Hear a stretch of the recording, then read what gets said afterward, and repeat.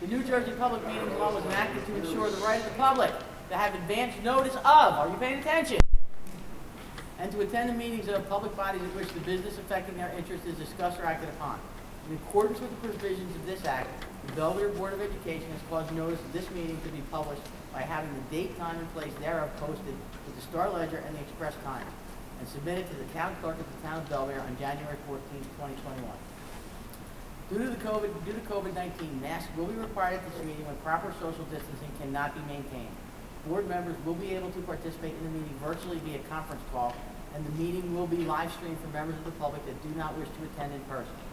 Public not in attendance can email comments to be read during public participation to rtjalma@belvideresd.org. Public comment on agenda items needs to be received by 7 p.m. and have public participation number 1 in the subject line. Public comment that is not related to agenda items needs to be received by 7:20 p.m. and have public participation number 2 in the subject line of the email. Okay, can I get a motion and a second for a resolution for pursuant to bylaw 9310 to suspend certain meeting procedures as described in the notice of meetings, specifically to authorize board members to participate in meeting virtually via conference call if desired. Motion and a second. Motion. Second. Okay. So, we are now at the point for the flag. I pledge allegiance To the flag of the United States of America and to the republic for which it stands, one nation, under God, indivisible, with liberty and justice for all. Okay, so roll call. Mr. Blum? Here. Mrs. Costantino? Here. Dr. Zuppet? Here. Mrs. Duckworth? Here. Mr. LeVar? Here. Mrs. Pell? Here. Mrs. Scott? Here. Mr. Smith? Here. Mrs. Steffen? Here. Mr. Tide? Here. Mrs. Williams? Here. Mr. White?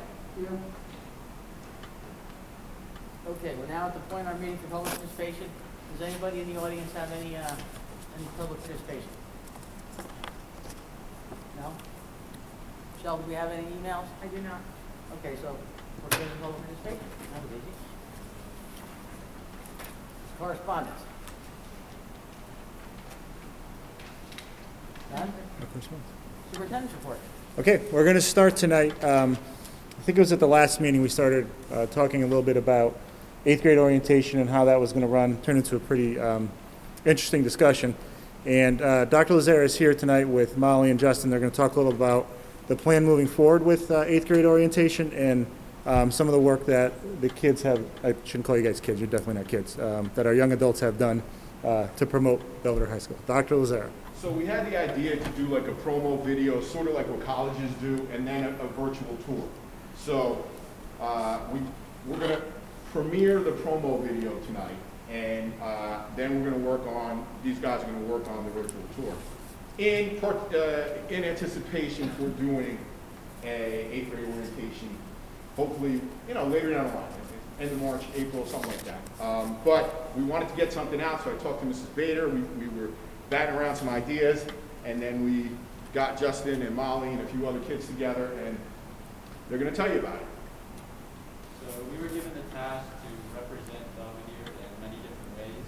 So with that, we took it to make a video, and we wanted to represent everything that Belvidere has to offer for the 8th grade, which would be like the music, the arts, the sports, and sort of everything combined that you wouldn't really see unless there was like a video or something. So this is the video that our digital media class made.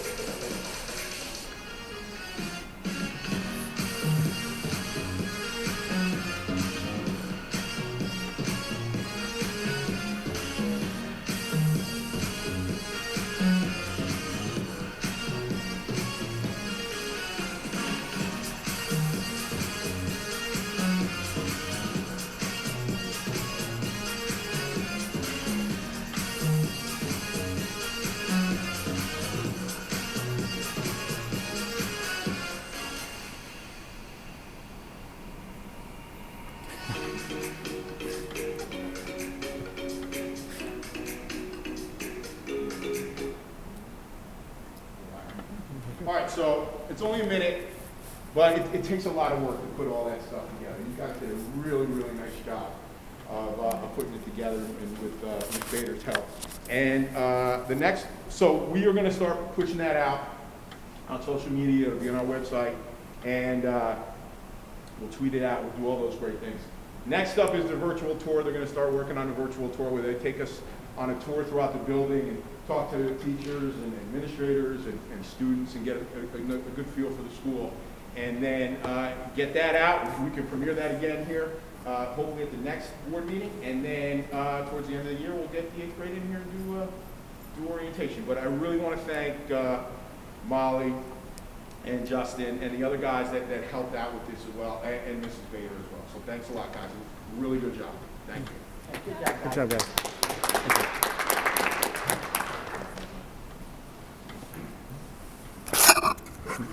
I'm still sorry.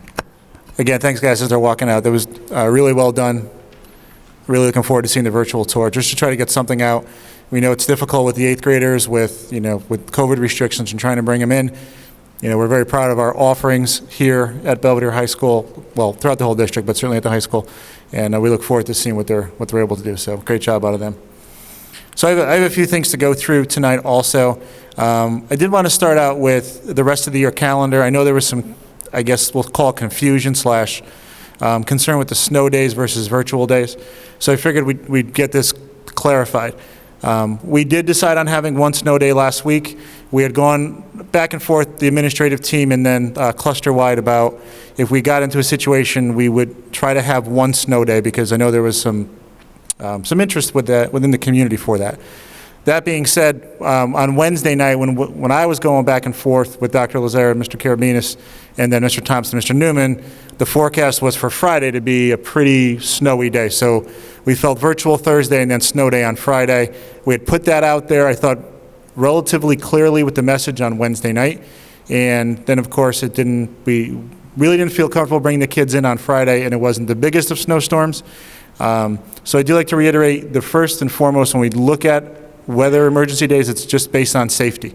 Is it safe to bring the staff and the students into school? And at that point, it's a tough call. It's been a tough call all the last 2 weeks.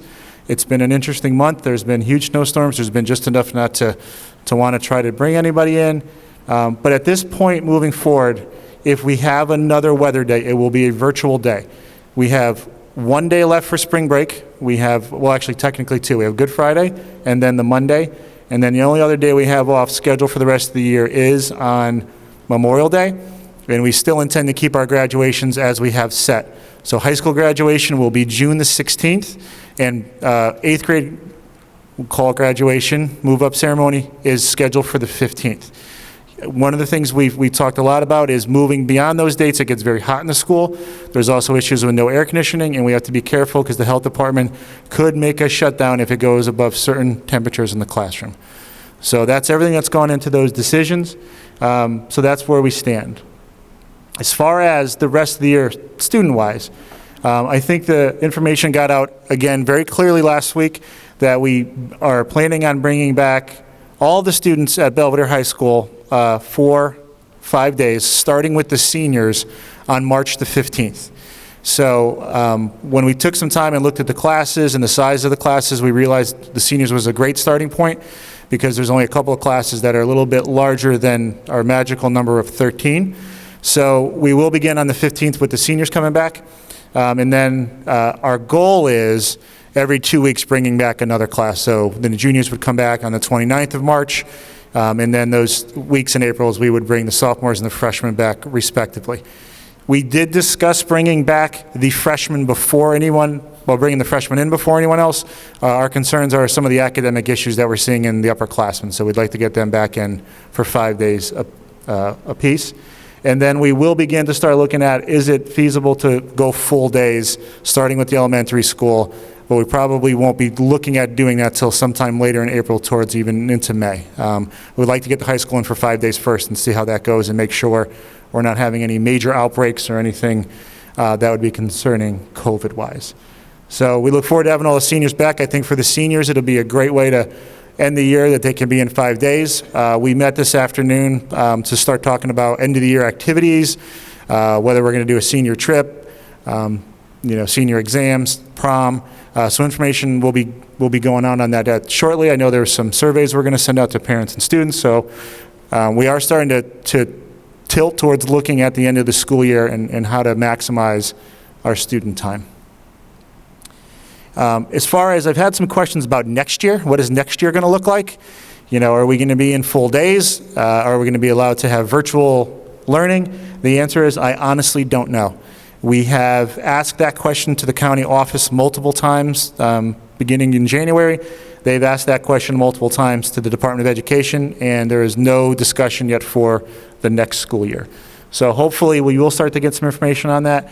We planned and we budgeted to open normally, 5 days in, full days, and we think that's the best approach to start. If we need to work our way back, we can certainly do that.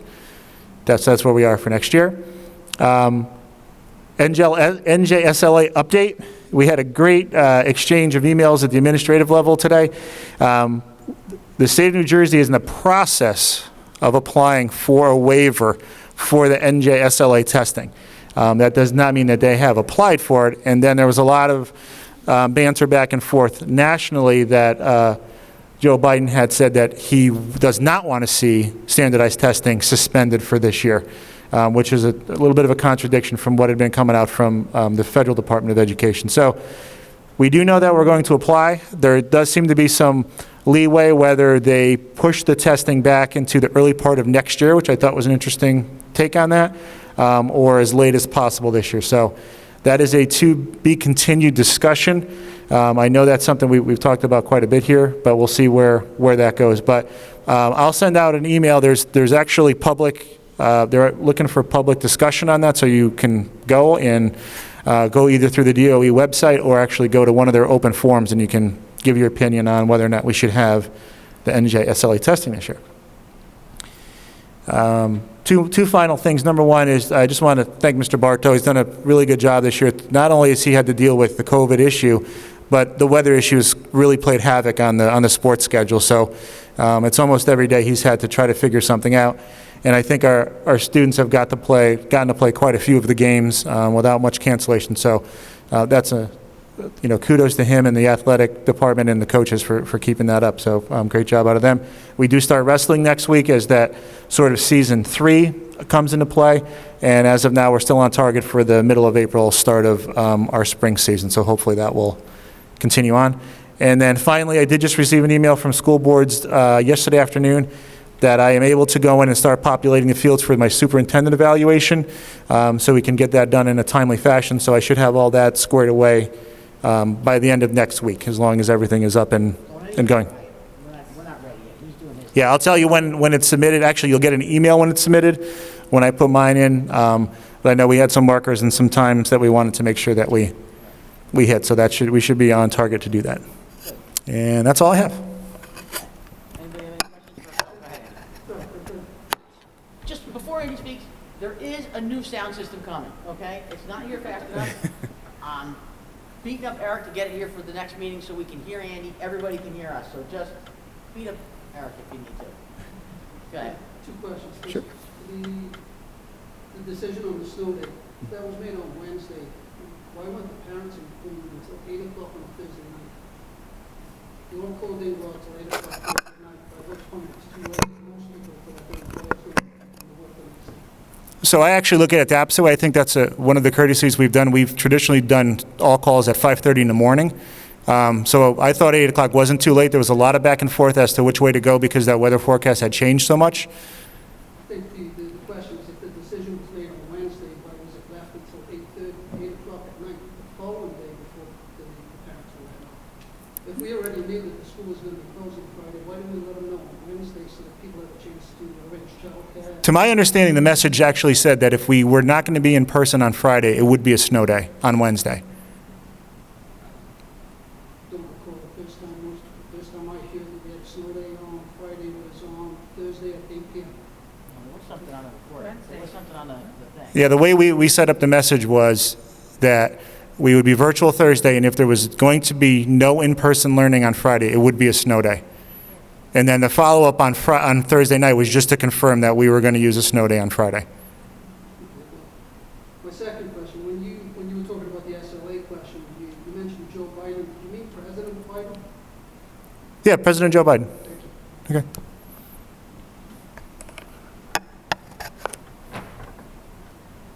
Any other questions or anything for Chris? No? Okay. Can I get a motion in a second? I have a question, but I don't know, it's not, it's continuing or another continuing? Some of this, but that's just a question, I'll look at it. All right, can I get a motion in a second for Paul? You want to ask a question about it? How about you say, that's my question,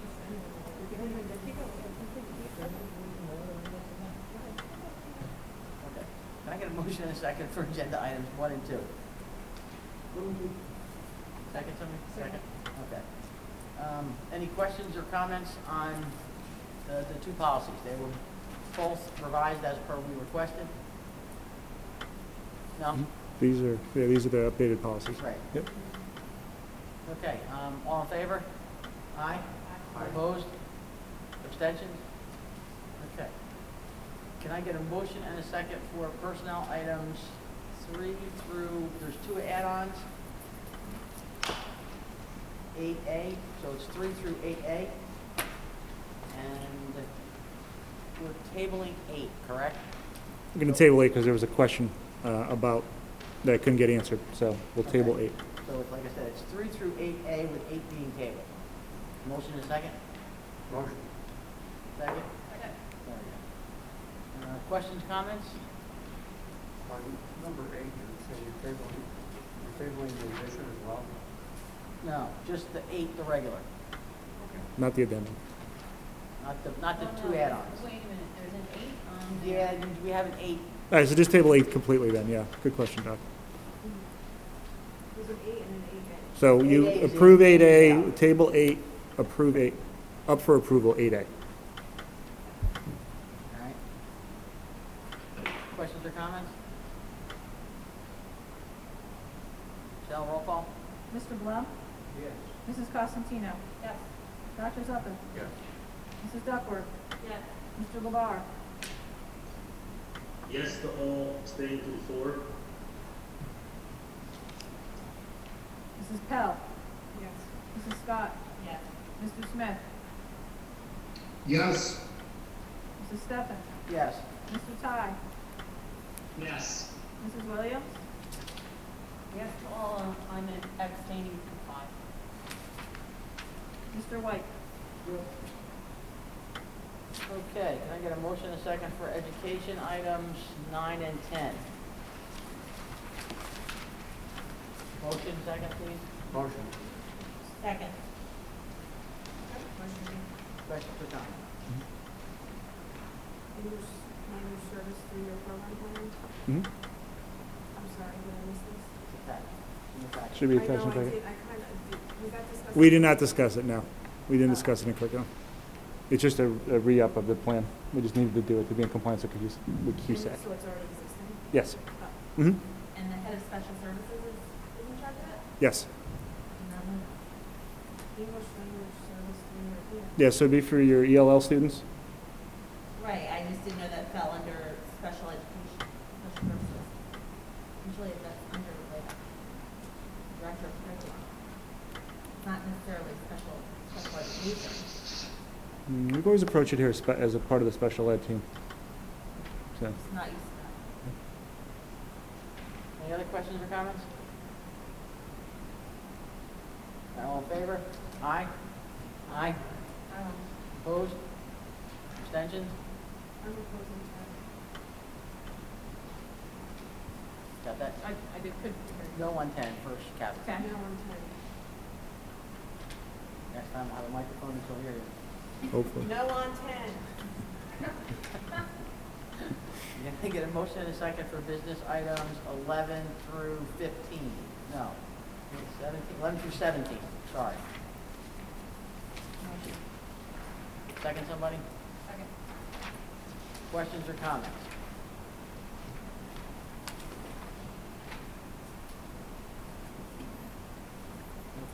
comments?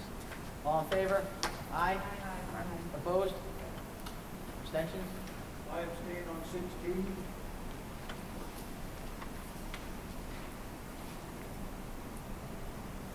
Okay, so Shel, I think you're up next.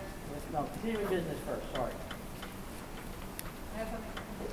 Shel. I was wondering if we have any update on, what we can do for our special education population and services related to that? I can't wait to get the new microphones either. Good question. Yeah, so we're going to be looking at trying to expand the services so the students won't be pulled out as much during the course of the normal day, and looking for the special needs students to be able to stay later during the day and have those specific services and therapies done in the afternoon. Hopefully we can have that done up and running by middle of March also, right around that 15th target date. Anybody else have any continuing business? Any update on the trip stuff from last year, the money in vouchers? Oh. I know last month said that there was possibly the state was going to. Right, we're still waiting. It would have been a good question when John was still here. John's looking into it. I'll shoot that and shoot that out and put that into my weekly update either this week or next week to look into that. For the behavior coaches, our favorite topic, can you just refresh my memory on the process for identifying a student as in need? Because I've had a few parents reach out to me that their child is, I don't know, let's say failing but not doing well, didn't know that they had the option of an academic. So, one, how is it being communicated to the parents that it's an option? And two, are the teacher or teachers, is there a process of identifying a student that needs an academic coach and then a referral process? And if so, how come some of the students are slipping through the cracks? Just want to make sure that that's communicated. So that's like 6 questions you just asked, So I know. Ultimately, there's really 2 ways. The teachers can identify a student who needs it, and then would reach out and talk to the principals, like in the situation where Mrs. Franceschino was put out there. Secondly, if a parent is having concerns, one, either reach out to the teacher, and then if that's not going with them, to reach out to either Mr. Carabinas or Dr. Lazare, and then we can work with that and assign them. I think at this point, to my knowledge, and the gentleman can back me up on this, any parent that's reached out, we've immediately worked with an academic coach. Maybe we need to make that more clearly, like either on the website or put out a message again to the parents to make sure they understand that. But any kid that's that we've been able to identify, we reached out to the parents, whether it's either through the guidance counselors or I know the guys that made calls too. So what happens in an instance where the parent does not reach out? Parent is not checking the grades, they forgot, they don't know their student's doing poorly, maybe they don't go online, check the grades. How is it identified in-house? Right. So. Is the parent then contacted? Right. So if it's not caught by the teacher, like for an example, I always use an example of a student who, in my opinion, would need services if they were normally an A student, but they were slipping like in the B- range, which may not raise red flags. But when we go through the RTI process, they get identified, can be identified that way also. So that's the true in-house way, is the RTI process when we do the evaluations 3 times a year. But I think our staff is well trained and for the most part does an excellent job of identifying those kids and reaching right out. So, is that a follow-up to the? Okay. Yep. So I wonder, is there a way to, for students that are in-person attending and tend to get quarantined, the ripple effect where they get often and it's like a big bowl, can they get like automatically flagged where they are reached out? Like, they might not be showing signs of struggling yet, but like they could be struggling, just as a precaution, just to check in with them as well. I think it's a good idea. We'll definitely take a look at that. I didn't even think, that's actually a good point, the students that do tend to get quarantined more than others. That's a good point. Yeah. So maybe they just automatically get flagged and could be contacted just to make sure. Okay. Yeah, we'll take a look at that. I think it's an excellent idea. Yeah, excellent idea. And to go off of that, so that's academic, and this kind of going off of what she just said now. What are we doing for our kids as far as mental health goes? Because nobody's talking about that. Nobody's talking about our kids and the depression, the anxiety, staying home, and everything that's affected them. They focused on the COVID and how that affects everybody, but where are we focusing on that? I know we hired a mental health counselor, but I don't think I'm hearing enough discussion on it. How about this? How about for one curriculum and two for the next board meeting, we'll do a presentation on that, so it could be crystal clear. Because I don't want to anecdotally talk about it. I want to be specific as to what the options are. And with what Danielle just suggested academically, maybe that's a good suggestion for those that do quarantine. You know, our high schoolers that have been quarantined for several weeks, a month, whatever. Maybe they should be flagged and someone should reach out to them for mental health services. Okay. Besides Yeah. what they're Good idea. My other question was on, we had mentioned this a while about 8th grade awards for the 8th grade ceremony. Have we looked into anything about that as far as instituting awards? Because I know that we traditionally have not had awards in other districts do. So to recognize academic excellence and all that sort of thing. I can tell you that 8th grade graduation is just starting to come on my radar. I'm going to speak for Mr. Karabinas also. It's something we're starting to think about. So when we start to have those discussions, and I know Chris meets with his team regularly, that's something we can talk about. And then the grant writing, did we receive an email up because we were supposed to have an update, I think from Chris, did I miss that, or did we not get that? We haven't done that yet. The grant writing was different. I think we got confused on the foundation versus the grant writing. I think Chris had some contacts with the foundation, but not the grant writing. When we have to follow up, I know Doc had asked at a previous meeting who was trained, and I do have to follow up on that. Okay, so that's for next meeting. Correct. Yep. For the monthly calendar that I had emailed, they said to discuss it as a board. Is there a way that you could put out a monthly calendar to the board members showing the meetings for the month?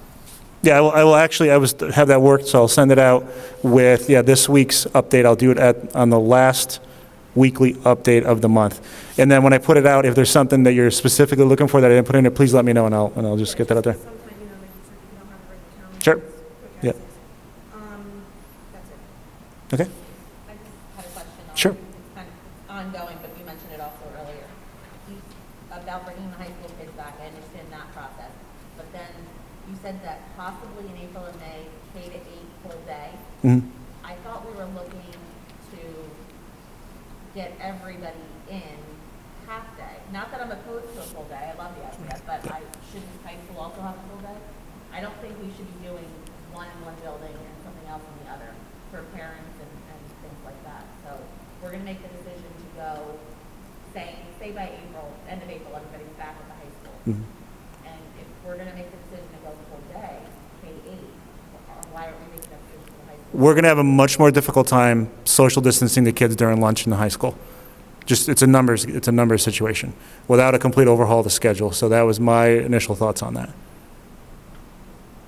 is being done other places, but I just, I understand that it is. I'm just saying from my initial thoughts. Is there a way for just this year so that we can get them back full day? Because I honestly believe that they need it, to allow them to have an open lunch and leave the building.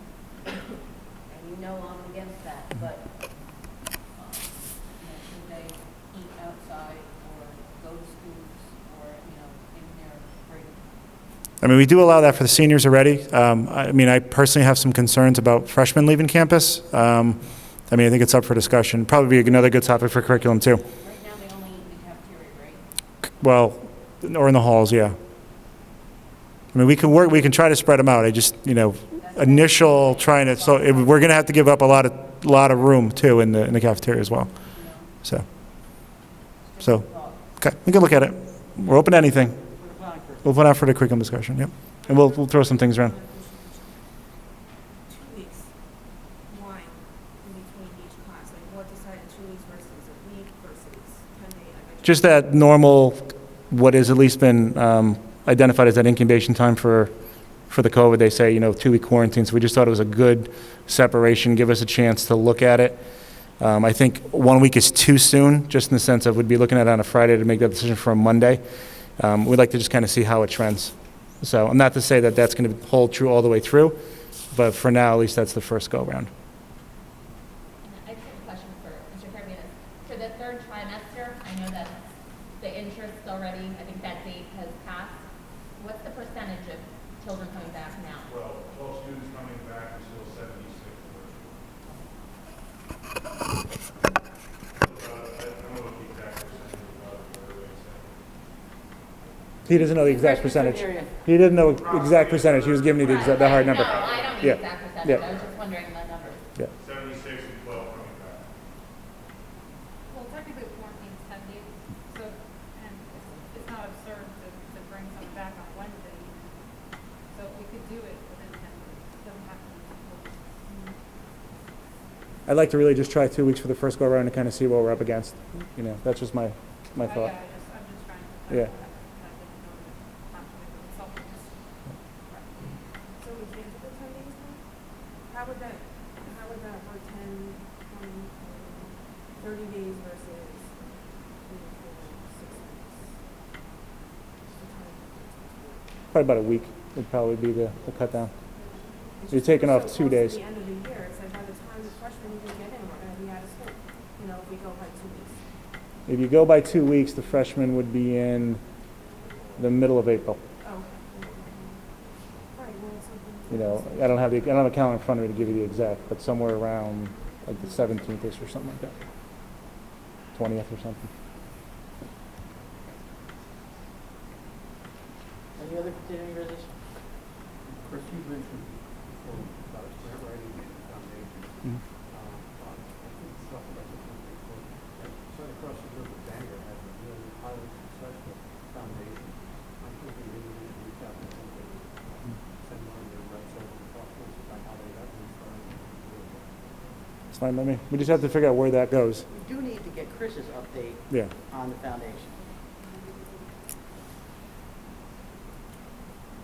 When can we, I'll talk to Chris about it tomorrow. We'll get it. foundation update, that's what we're talking about. You want somebody to come in and give a presentation? You had somebody you worked with in the past that you knew or something to that We effect. do. Yeah, why don't we just get that set up? She was part-time then, she's full-time now, so I don't know, it might be, I might go, I'll try to get her.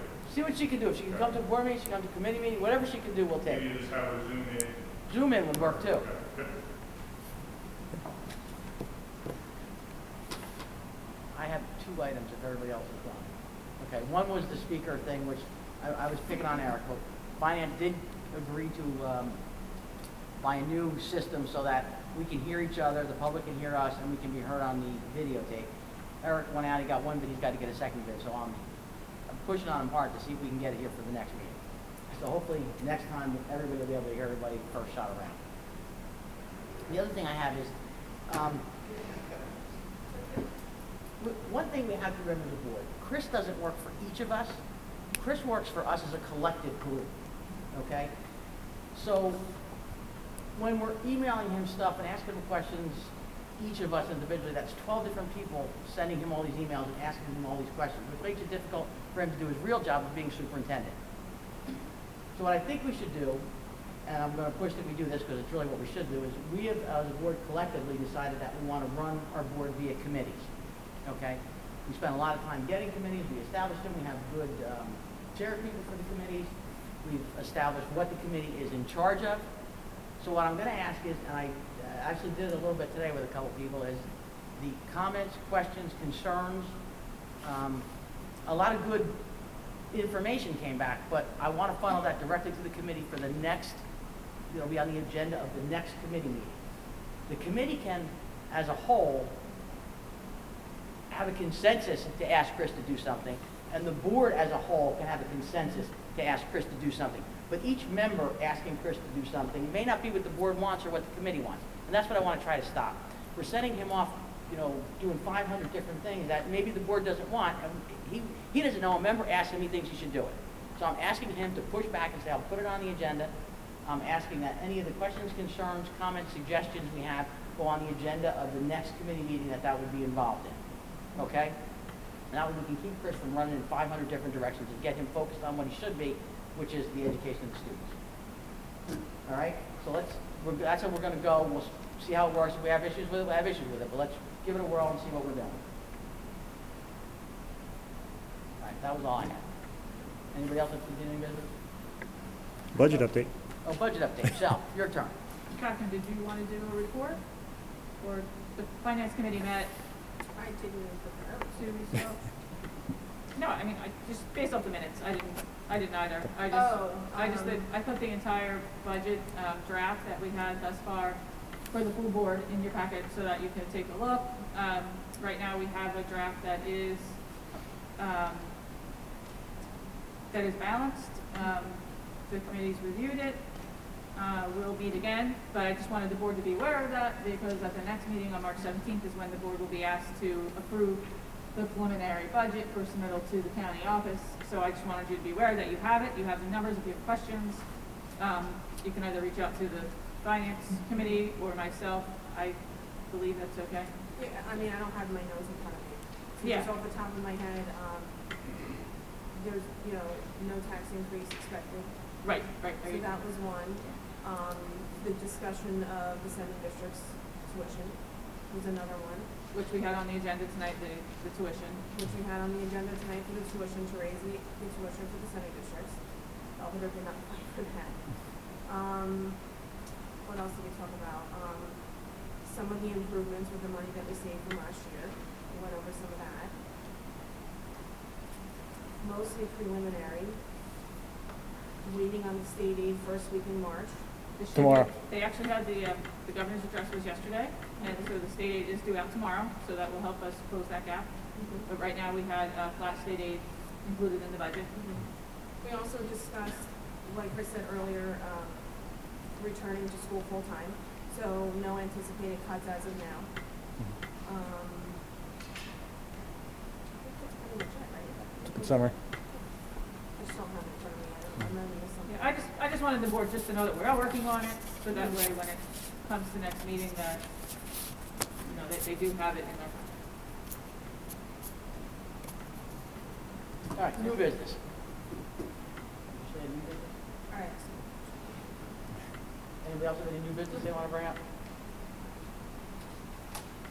Okay, our second public participation. Anybody in the audience have anything?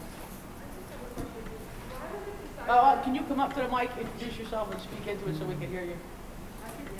I know you can. Why was it decided that the seniors would come back first? Like, what's the percentage of kids in the high school that want to stay virtual and the percentage that want to come back to school? So, would it be possible, is it that big of a difference that the percentage that wanted to come back could just all come back together? I mean, if you're looking at it now, the freshmen literally are going to get the month of May in school. So I'm just curious as to why we decided to do it one grade at a time and not looking at it percentage rate.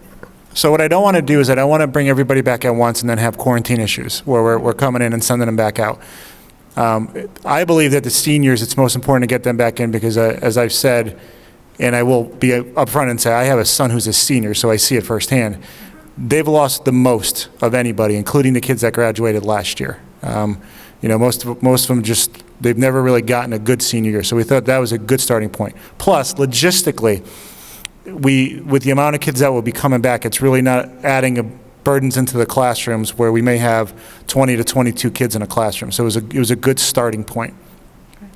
So, and again, we had talked about the freshmen, but we also are worried about the academics and some of the other things that were brought up here in the conversation tonight. So that's why we basically are just going to keep it sort of in line, going down the line. That doesn't mean that we won't adjust. We just want to get a group in to see what it looks like to have them in for 5 days and see what the ramifications are.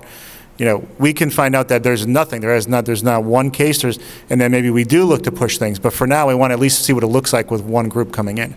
Okay. So that was sort of the spirit of it. But I think again, I know I speak for Dr. Lazare when I say that we feel the seniors are probably the group that's lost the most in all of this. So. Right, and I'm just looking at it as I have a freshman, so I'm looking at it as she hasn't been to school since 100%. No high school experience at all. Right. So I'm just thinking of the way that would be the quickest way to get them back into school. So I didn't know what the percentage rate was, how many kids are going to stay virtual and how many kids are going to choose to come back to school. I don't have those numbers right in front of me. I know we did do a survey, but I just don't have it to give you exact numbers, and I don't like to just fly by the seat of the pants on that stuff. Okay. So that's sort of the spirit. All right, thank you. Mm-hmm. Anybody else in the public?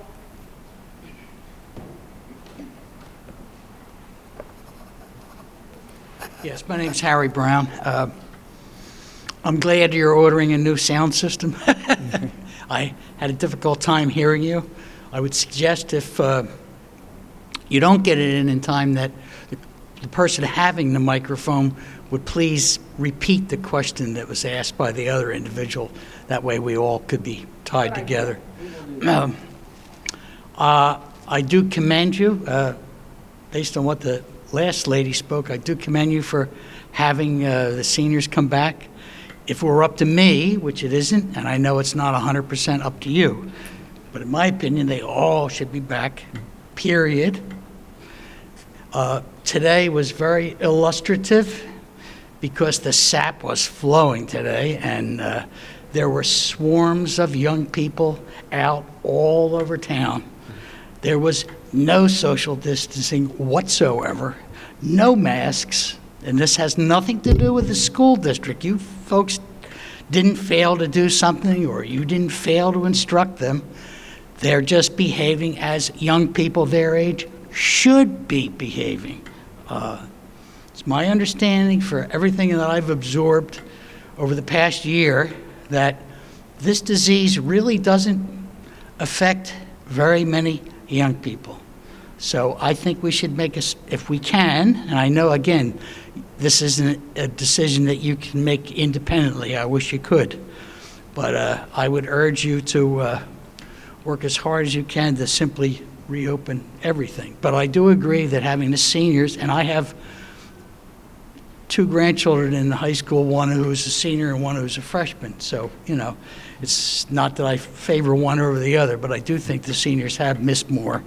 I think your logic was good in that respect.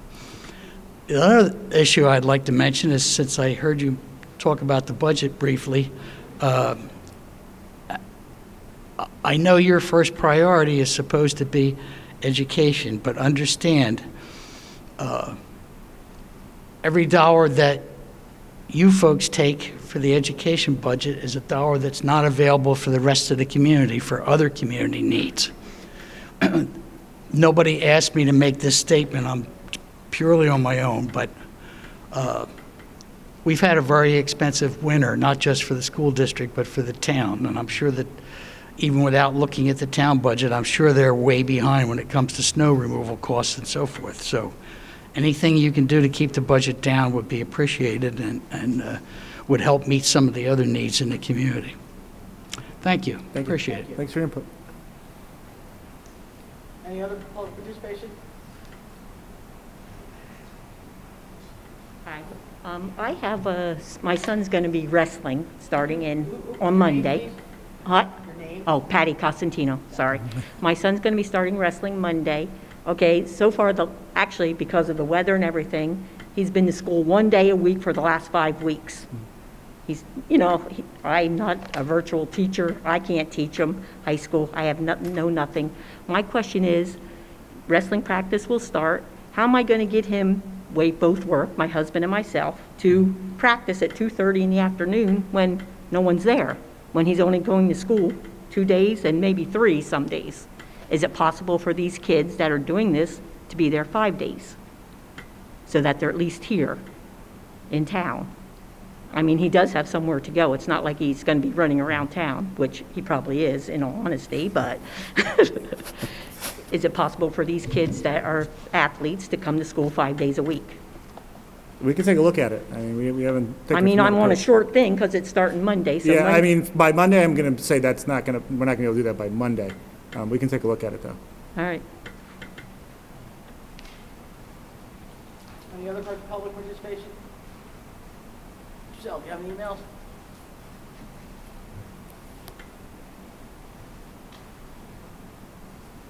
Nope. All right, I'm closing public participation. Can I get a motion and a second to adjourn? Motion. Second? Second, done. Adjourn.